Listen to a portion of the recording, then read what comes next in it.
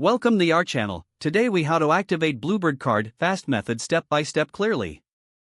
To activate your Bluebird card, start by visiting the official Bluebird website.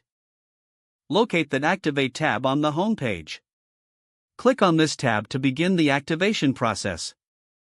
You will be prompted to enter your card number. Carefully input the 16-digit number found on the front of your card. Next, enter your personal information.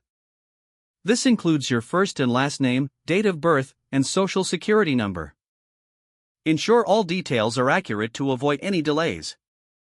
After entering your information, click the Next button.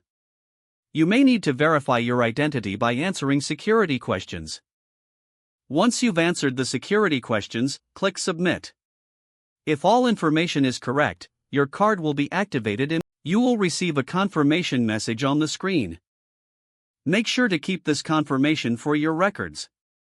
Finally, sign your card on the back for added security. Your Bluebird card is now ready for use.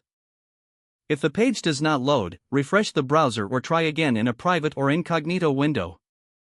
Make sure you are using the correct email address, then retype it carefully to avoid small typos. If your password is not accepted, use the reset option and create a new strong password you can remember. Check your spam folder for verification or security emails, then complete any requested confirmation steps. Enable two-factor authentication if available to improve account security and reduce unauthorized access risk.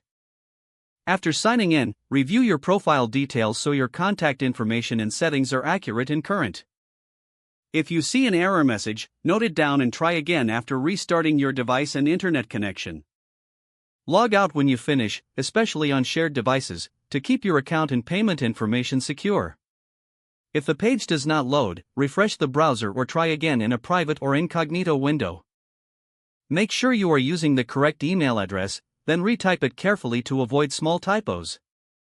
If your password is not accepted, use the reset option and create a new strong password you can remember.